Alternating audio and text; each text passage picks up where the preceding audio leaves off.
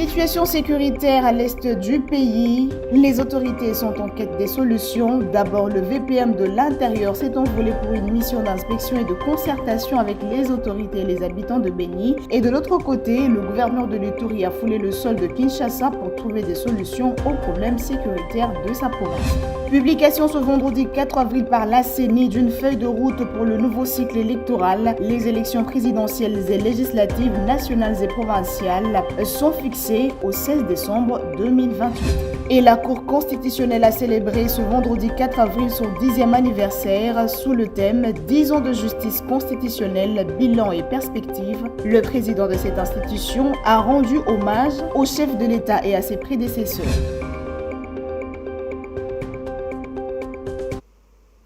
Le rendez-vous avec l'actualité, c'est maintenant. Madame, Messieurs, bonsoir. À la une de l'actualité, situation sécuritaire en République démocratique du Congo. Deux déplacements pour la sécurité du pays. D'abord, le vice-premier ministre, ministre en charge de l'Intérieur, sécurité, décentralisation et affaires coutumières qui s'est envolé pour une mission d'inspection et de concertation avec les autorités et les habitants de Béni. Et de l'autre côté, le gouverneur de la province de l'Ituri a foulé le sol de Kinshasa. Trouver des solutions aux problèmes sécuritaires et de développement de sa province sont là les objets de sa mission ici à Kinshasa. Suivez.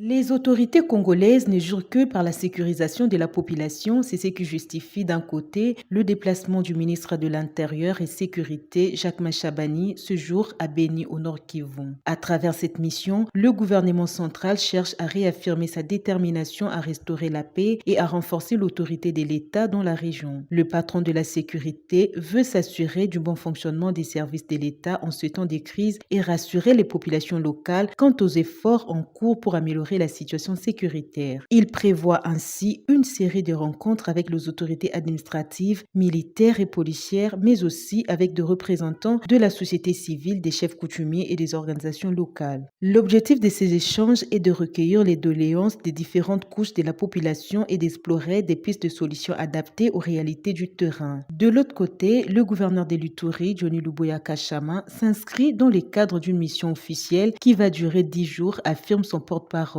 Selon le lieutenant Jules Ngongo, l'agenda du chef de l'administration militaire de l'Ituri prévoit plusieurs audiences avec sa hiérarchie en vue de trouver des solutions aux problèmes sécuritaires et de développement de sa province. Le négationnisme ne coule pas dans les veines des Congolais. C'est la réplique du ministre de la Communication à une accusation rwandaise. Patrick Mouya l'a dit au cours du briefing tenu le jeudi 3 avril au studio Maman Nguebe de la RTNC. Patrick, il se reportage. Le ministre de la Communication ne laisse rien passer quand il s'agit du front médiatique. Patrick Mouya n'accepte nullement de voir le Rwanda qualifier la RDC de négationniste pour ce qui est de leur génocide. L'homme du changement de narratif n'est pas allé par quatre chemins pour répondre à l'accusation. Patrick Mouya note plutôt le négationnisme de Kigali face aux crimes en RDC. Personne au monde aujourd'hui ne peut douter, vous pouvez peut-être dire les mots génocide, vous pouvez trouver qu'il n'est pas établi, on peut vous le concéder, mais personne ne peut dans le monde d'aujourd'hui ignorer la souffrance, les calvaires et les drames vécus par des Congolais dans l'est de la RDC. Ne pas vouloir le reconnaître, c'est aussi faire preuve de négationnisme. Mais alors, il y a ici par exemple, peut-être que M. Kevin complétera, eux dans la programmation qu'ils ont prévu de faire la table ronde fin mars, début avril. Alors, on va pas venir nous dire qu'ils n'auraient pas dû préparer la table ronde dans cette période parce que c'est quelques jours avant la commémoration du génocide rwandais. Je rappelle que nous ne sommes pas négationnistes. Et aujourd'hui, il est important qu'on fasse attention. On ne va pas mettre sur la balance les souffrances des uns et des autres, mais chaque calvaire vécu par un peuple à un moment précis mérite d'être reconnu et mérite la solidarité de tous indistinctement, que vous soyez rwandais ou que vous soyez congolais. Cela doit être bien compris. Et les artistes, dans les mêmes esprits sûrement, coïncidence de calendrier, en tout cas, j'ai suivi encore ce matin l'extrait de la conférence de presse qui annonçait le report, c'est qu'ils ont rappelé, c'est que la date du 7 avril, eux, quand ils l'ont fixée, ça n'avait rien à voir. Elle a été politisée par ceux qui pensent que les Congolais n'ont pas le droit de témoigner la solidarité en faveur de leurs victimes. Vous ne pouvez pas nous tuer, nous piller et nous dénier le droit le plus légitime d'être solidaire avec notre population. Les Congolais ont le droit de parler de leur drame, peu importe le jour. Chercher à empêcher à ce peuple de jouir de son droit légitime prête à une véritable injustice.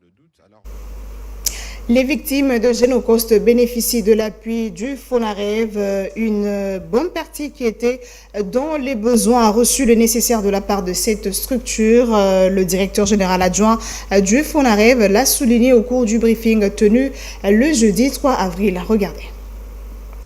Aux côtés du ministre de la Communication et Médias, le directeur général adjoint du FONAREV a fait savoir que pour qu'il y ait réparation, il doit y avoir des victimes. Ainsi, il a déjà été lancé l'opération d'identification de celles-ci. Cette opération permet de connaître qui sont les vraies victimes. L'identification, nous n'avons pas commencé le processus d'identification au Congo central. Le processus avait déjà débuté à Goma déjà, dans les camps des déplacés.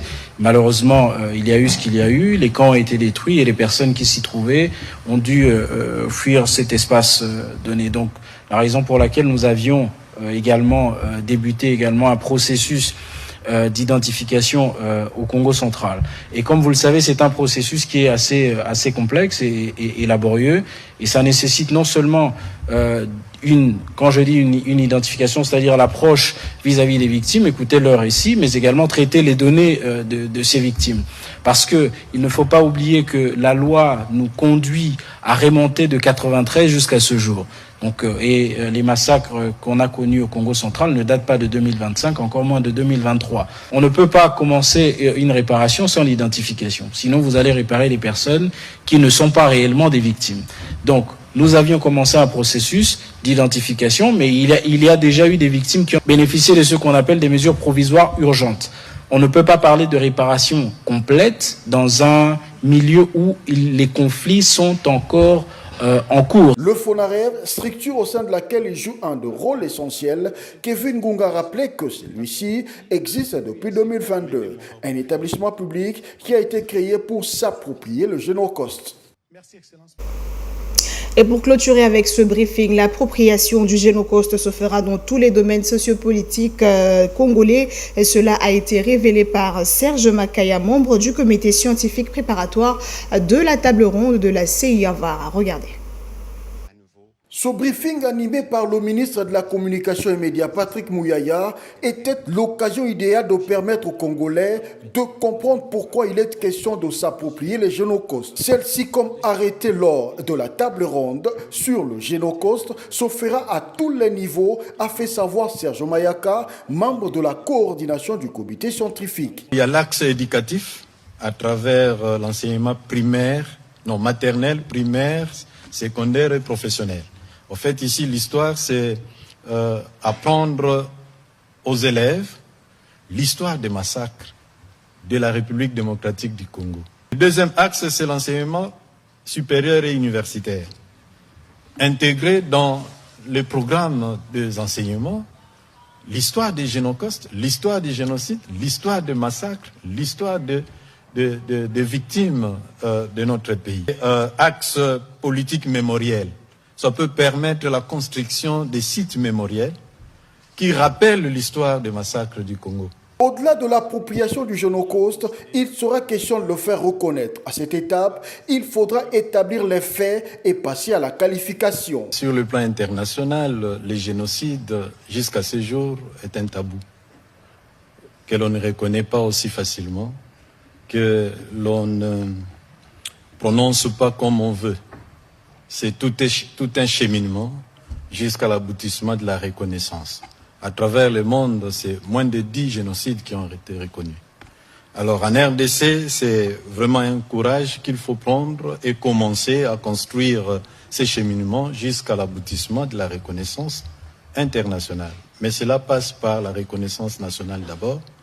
C'est comme ça qu'il faut commencer par une appropriation collective sur le plan national, avant de peaufiner les outils et construire un argumentaire qui puisse permettre à la RDC de démarcher sur le plan international et obtenir cette reconnaissance. Il faut commencer par établir les faits avec des preuves, tous les éléments reconstitués, après passer à l'étape de la qualification. Il faut noter que le Génocoste reste un concept initié pour commémorer les victimes de l'agression et le génocide, lui, est un terme juridique permettant de définir un massacre.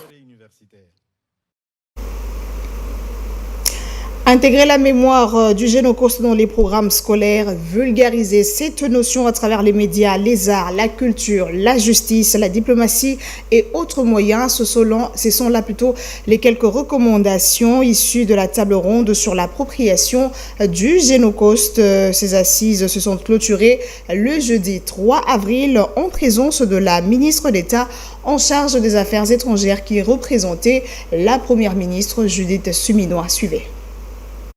La table ronde sur l'appropriation du Génocoste a rassemblé des fils et filles de la RDC issus de toutes les régions et de tous les secteurs de la société. Cette table ronde inclusive a permis de dégager des recommandations et stratégies majeures pour promouvoir l'appropriation du Génocoste au niveau national et sa renaissance sur la scène internationale. Cette stratégie s'étend à tous les domaines de la vie quotidienne du peuple congolais, à savoir l'éducation, avec l'intégration de cette mémoire dans les programmes scolaires, les arts et la culture comme vecteurs de transmission et de résilience, les médias en vue de sensibiliser et informer à ce sujet, ainsi que la justice, l'économie et la diplomatie, afin d'ancrer cette cause dans une dynamique de réparation et de plaidoyer global. Cette table ronde marque ainsi une avancée significative dans le devoir de mémoire et la volonté des Congolais de rendre un vibrant hommage à des millions de compatriotes ayant perdu la vie de suite à la guerre d'agression.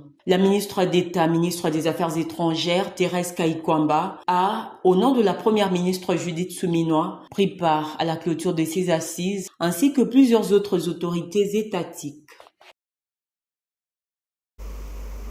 Et on parle signature du partenariat entre le Fonds national de réparation des victimes des violences sexuelles liées au conflit et le système des Nations Unies. Elle a eu lieu le jeudi 3 avril 2025 en présence de la première ministre, chef du gouvernement, au Fleuve Congo Hotel, ici même à Kinshasa. Reportage. Le partenariat entre le FONAREV et le système des Nations Unies marque le lancement d'un programme stratégique des réponses à la crise dans l'Est de la République démocratique du Congo. Le budget de sa mise en œuvre se chiffre à 12 304 067 $ pour une durée d'une année allant du 4 avril 2025 au 3 avril 2026. Dans son allocution, la première ministre a salué ce partenariat qui va répondre urgemment aux besoins fondamentaux des victimes. Femmes, enfants, personnes âgées vivent aujourd'hui dans des conditions précaires sans accès adéquat à l'alimentation, à l'eau potable, aux soins de santé et à l'assistance humanitaire. Les besoins sont urgents et multiples, mais les réponses restent entravées. Dans ce contexte dramatique, le FONAREV, institué par la loi numéro 22/065 du 26 décembre 2022, représente une avancée majeure de l'État congolais. En effet, et comme cela a été dit, il a pour mandat de garantir des réparations aux victimes de violences sexuelles et des crimes contre la paix et la sécurité de l'humanité perpétrés depuis plus de 30 ans. Bien que la situation sécuritaire empêche pour l'instant une présence directe du FONAREV dans certaines zones occupées, notamment à cause des forces négatives M23, notre volonté reste ferme, celle de restaurer la dignité des victimes, de rétablir la confiance envers les institutions et de favoriser la cohésion et la réconciliation au sein des communautés.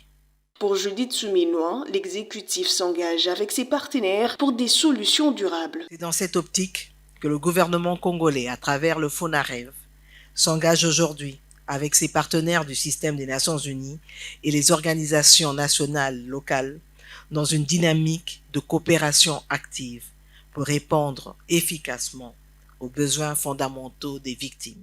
Patrick Fatin et Bruno Lemarquis, respectivement DG du FONAREV et coordonnateur résident du système des Nations Unies en RDC, ont tour à tour remercié le chef de l'État pour sa volonté d'instaurer une paix durable en RDC et d'assurer la protection des populations victimes des violences. Aussi, les remerciements de ce personnalité à la chef du gouvernement pour sa détermination visant à garantir cette paix et à redonner espoir aux victimes de la barbarie dans l'est du pays.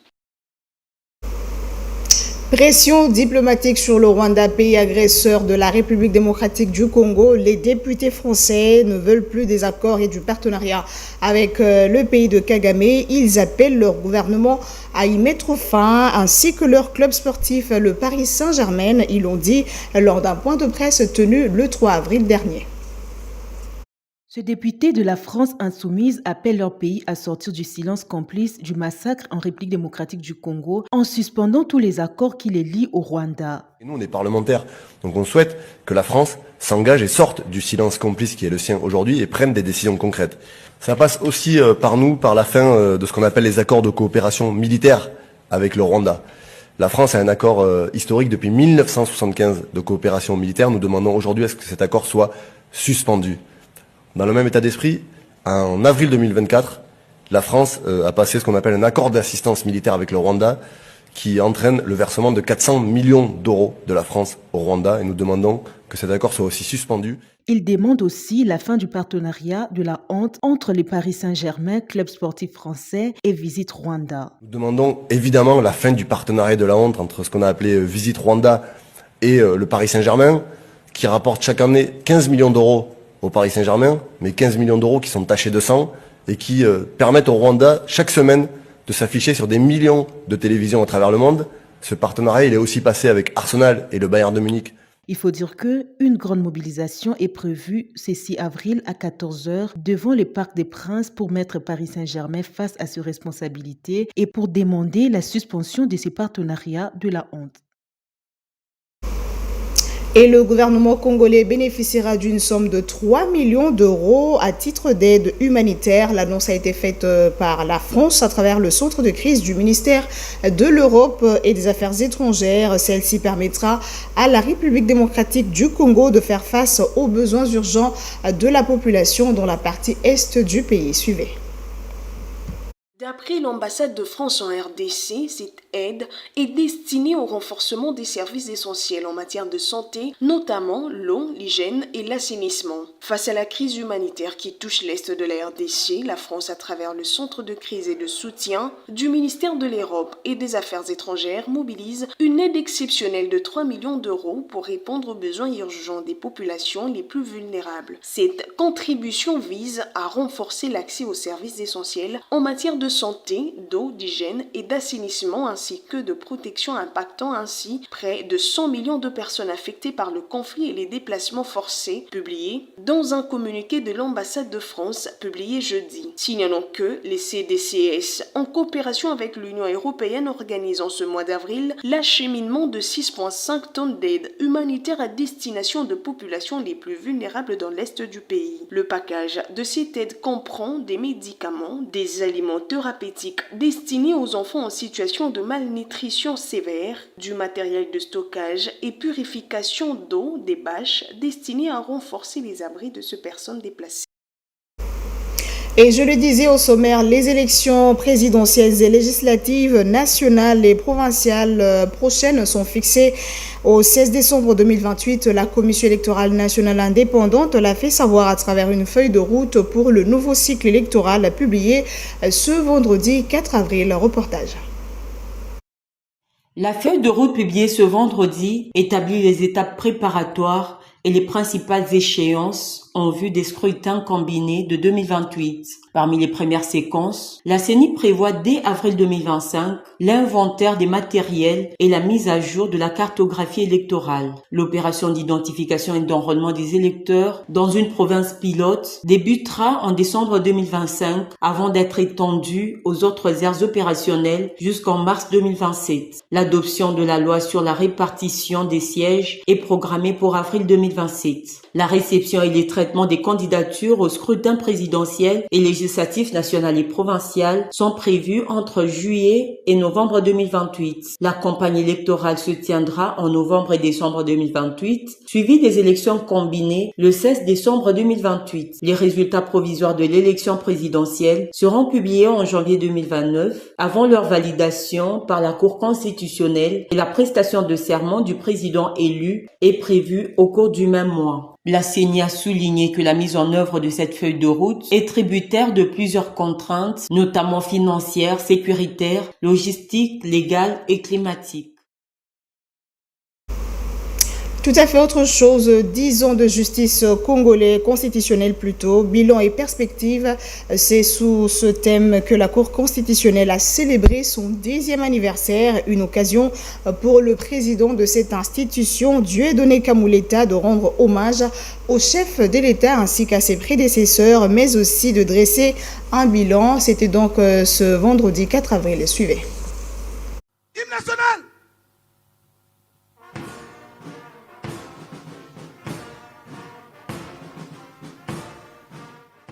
Cette journée commémorative dédiée au 10e anniversaire de la Cour constitutionnelle a été ouverte par les mots de bienvenue dites par le juge constitutionnel Jalar Yuma Christian.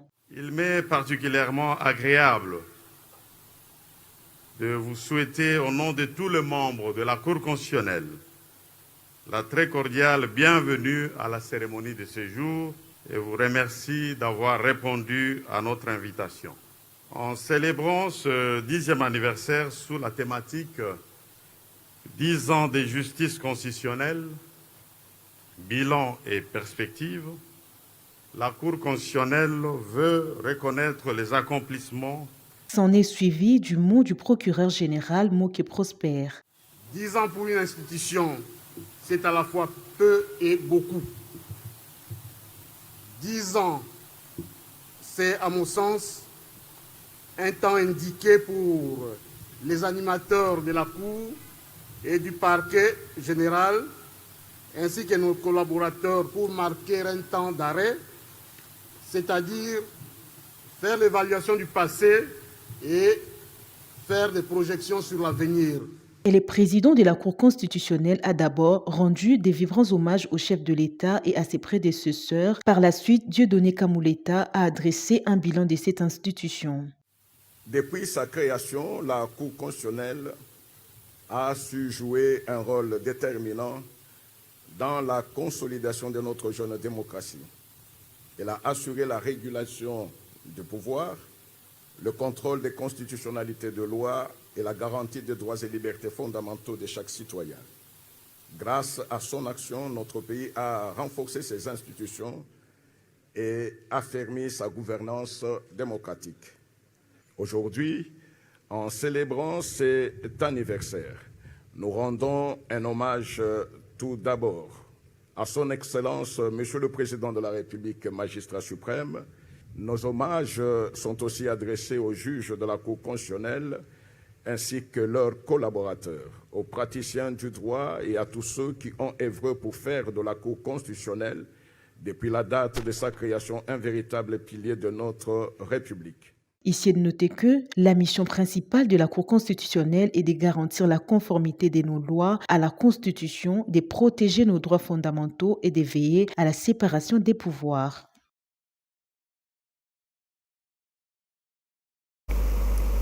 On parle santé à présent. La ville de Kinshasa bénéficiera bientôt de 160 pharmacies modernes. Les travaux de construction de ces pharmacies ont été officiellement lancés jeudi par le ministre provincial de la Santé, un projet réalisé grâce à l'appui du gouverneur de la ville-province de Kinshasa. Reportage. Le lancement officiel des travaux de construction des pharmacies modernes a eu lieu dans la zone de santé de Binza Météo, au sein du centre de référence de Sangamamba, situé dans la commune de Ngaliema. Le ministre provincial de la Santé de Kinshasa, en collaboration avec le gouverneur de la ville, disent vouloir concrétiser la vision du chef de l'État à travers la construction de ces édifices répondant aux normes. L'étape de Ngaliema n'est qu'une première dans le cadre du projet ambitieux visant la construction de 160 pharmacies à travers toute la ville de Kinshasa. Au cours de cette cérémonie, il a été rappelé combien les médicaments mal conservés et bien dépensés sont à l'origine de nombreux décès à Kinshasa. Un accent est désormais mis sur cet aspect dans la mesure où toute personne voulant exercer dans les secteurs pharmaceutiques devrait se conformer aux normes des pharmacies modernes étatiques. En sport, la République démocratique du Congo fait du surplace au classement FIFA du mois de mars malgré ses victoires contre le Sud-Soudan et la Mauritanie. Le pays de Santos Moutoubile campe à la 61e place dans le monde et 11e en Afrique avec 1406 points à 59 points, position qu'elle occupe depuis décembre de l'année passée. Suivez. C'est le statu quo pour la RDC dans le classement mondial FIFA. Malgré une trêve internationale tonitruante, ponctuée par 2 victoires contre le Soudan du Sud et la Mauritanie dans le cadre de la 5e et 6e journée des éliminatoires du mondial 2026, la RDC fait du surplace sur l'échiquier continental et mondial. Elle reste à la 61e place au monde avec 1406,59 points et 11e en Afrique. Cette stagnation s'explique par les règles du classement de la FIFA qui stipulent que les points attribués dépendent non seulement des résultats obtenus, mais aussi du niveau des adversaires affrontés. Au niveau africain, le Maroc consolide sa première place et grimpe de 2 places au niveau mondial, ce qui fait de lui le 12e. Il est suivi du Sénégal, de l'Égypte, de l'Algérie, de la Côte d'Ivoire, du Nigeria, de la Tunisie, du Cameroun, du Mali, de l'Afrique du Sud et de la RDC qui vient en 11e position. Le top 10 mondial est quant à lui composé de l'Argentine, de l'Espagne, de la France, de l'Angleterre, du Brésil, des Pays-Bas, du Portugal, de la Belgique, de l'Italie et de l'Allemagne. Rappelons que cette publication a eu lieu le jeudi 3 avril 2025.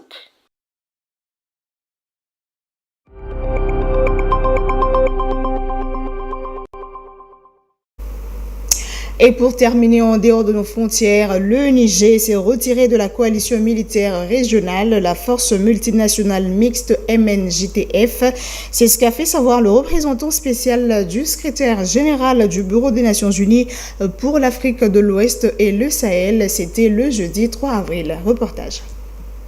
Présentant le rapport sur les activités du Bureau des Nations Unies pour l'Afrique de l'Ouest et le Sahel, le représentant spécial du secrétaire général, Leonardo Santos, a annoncé le retrait du Niger de la coalition militaire de la MNJTF. Les parties prenantes ont insisté sur la nécessité de poursuivre les efforts diplomatiques et le soutien financier pour maintenir la force multinationale mixte qui est actuellement le seul mécanisme de sécurité opérationnelle dans la région.